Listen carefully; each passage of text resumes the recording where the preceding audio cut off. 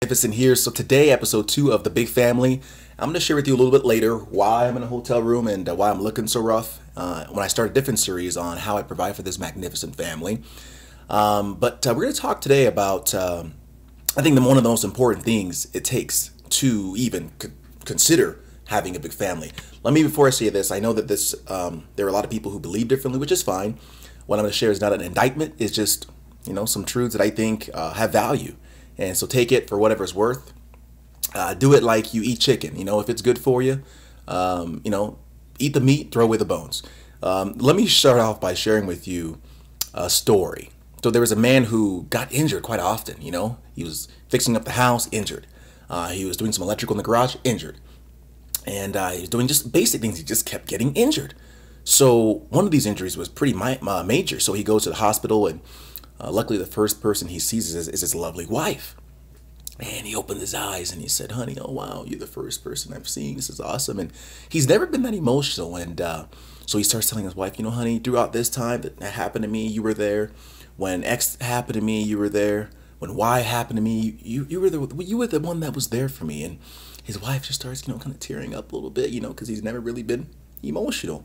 It means he was probably on drugs, which is when most men are emotional, right? So he keeps sharing, what all of these experiences have made me conclude, honey. And she thinks he's going to say, I can't be replaced. I'm the love of your life. He says, yeah, you're bad luck. Right? You're bad luck. So part of the story is you need to be on the same page with a person. It takes two people in order to make this work. So I'm just gonna shoot straight. Again, I've been delaying on this video, but again, I've just been busy, but I got to get this out. So I'm gonna just refer to a couple of the things that I wrote down that go through. So let me share with you my story, what happened. When I met my wife, I asked her straight. And these are the kind of questions you have to ask them moving forward. You have to kind of plan ahead. This family is not something that you should have happen by accident, right? Be purposeful. I asked her straight up. I said, "How many children would you like to have?" Those are the conversations you gotta have. And she said, "As many as God will give me." That's all I needed to hear. I didn't have a specific number. I didn't necessarily want 10 children per se, which not that I didn't, but I didn't have this number of the perfect family. But for me, that's all I needed to hear. And if she had said, "Well, I would only do 2," to me, it would have been a deal breaker. Not because of the number I had in mind, but I just hated the idea of putting God in a box. So maybe a pretext to all this is, maybe what you believe. I believe that, we came from a place before this, and so a lot of those things kind of come into play. But let's say you don't. Regardless, you got to have that conversation with someone. Find out early the person you're going to be with, because I wonder, and you guys tell me if one of the reasons people don't have more children is because of the person they're with. They're crazy as it is, and you think, man, they could be even crazier. Or, I know how it is being a parent when you were raising a child. When my wife was working, when I had some situations happen to me, it's a lot of work. To be able to go in that situation, knowing you have support, many hands make a light load, period. So you got to know the kind of person you're with. I'll share with you what happened to me.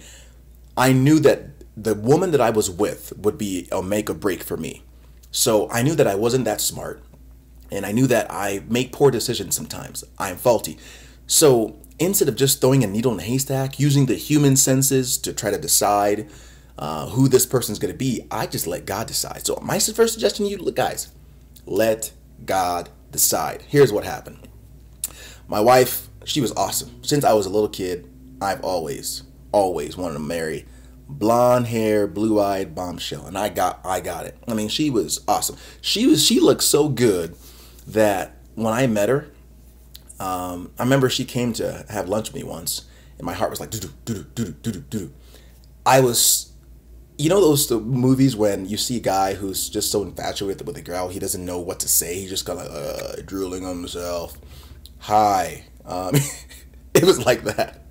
Anyway, don't settle. So because I knew that I was so faulty, I prayed about it. And for me, and here's an experience that just for those who maybe don't believe, I wanted to know, did I get the answer? Well, and just for education, for those who don't know, maybe aren't familiar with this, one of the things we know is that people have different gifts. In life, some people are good at sports. Others are good at speaking. Some people are good at math.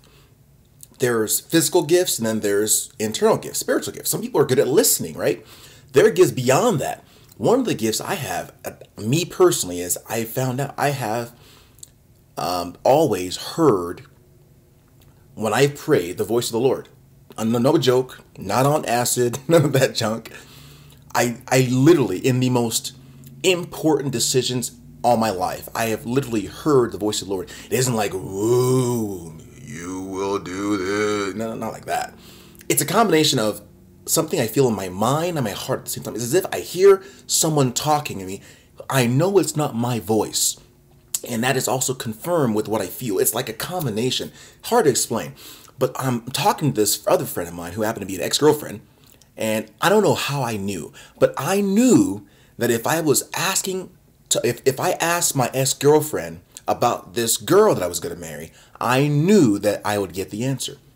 And so because of some of the microcosms that I was using, my current wife got mad at some things, which made me conclude, well, she's not the one. But so I'm asking this ex-girlfriend about this girl. And as I'm asking, I said, hey, this girl was just great, but I don't know if she's the one anymore. It's as if time stopped. And I heard this voice that said, she's the one. It was accompanied with a feeling of just love, power. It's just so tough to explain. I've had it other times in my life, and every time, every time it was correct. That's how I got my answer. So I'm telling you, it isn't always like that. Some people they have a small confirmation. Some people, they have something that shows them it's the one. Sometimes you already know that they're the one. You got this good hunch, and you say, you know what? If they're not, let me know. Give me something to let me know. Well, here again, going back, God keeps his promises, and he'll let you know. My wife, we dated for about a week. I got the answer. I knew she was the one, and got married in about a month. It was awesome. You think, a month? Yeah, a month. Because the way I feel, if you know someone's the right person, what's time matter? I'm just delaying it, She's the right person at this point. So got married, and so here's a question. How do you know someone is the one? What are some things you can do? One of the things you can do is use microcosms. Use them, meaning microcosm, the definition is, it's simply a small example of a big thing. If someone gets mad at this small little thing, what else would they get mad about? If this thing is something that's important to them, well, might this also be important to them? Just those small little, you have to notice those nuances. Most people do not notice those little small little personality traits because they're so infatuated with the person they're with. So you got to be able to notice those things so that you can kind of be able to judge, hey, is this the kind of person that I should take home to mom? Is this marrying material? And I'll say this, when it comes to, again, deciding who the person is, I want you to know, listen, I'm going to go back to it. Let God decide. One of the things I know is, as far as debts, there's in the Bible, the name is Zechariah. It's, if I understand correctly, correct me if I'm wrong, it means God keeps his promises. He pays his dues. If God was a company on the NYSE, he would be the only company that the NYSE would use for the index, for the industrial index, to maintain stability. Listen, he pays his dues, meaning if you just do the best you can, he'll set you straight as far as who the right person is. Because for me, it was challenging. It sometimes can be overwhelming, thinking, wow, there's so many people. What if I go with this person, that person, this person? Could this be? Listen, set your life straight. Let God decide. You don't have to be a saint. Just do the best you can, and God will decide. So again, step one of having a family, a big family, small family, just a family, you have to get with the right person. And also with this, I think one thing you have to answer is you can't settle. Don't settle. Do not settle. Sometimes people settle and then they regret it, don't settle. And whatever state you're in, as far as maybe you don't believe, maybe you have never gotten answers. Listen, here's the question that I ask yourself. Only one question. Is God more powerful than your weakness? Meaning, is he powerful enough to overcome your weakness? Meaning, can he bust through the wall of lack of faith and get you an answer? The answer is yes. If he's not, then he's a pretty weak God. He was for me, because I definitely wasn't perfect, but I was doing the best I knew how. So again, step one, you got to ask the questions, do the best you can, find out, use the microcosms, and let God decide. You know, don't settle. Don't settle. Let God decide, and you will be on your path to the possibilities. All right, guys, that's episode 2 of The Big Family.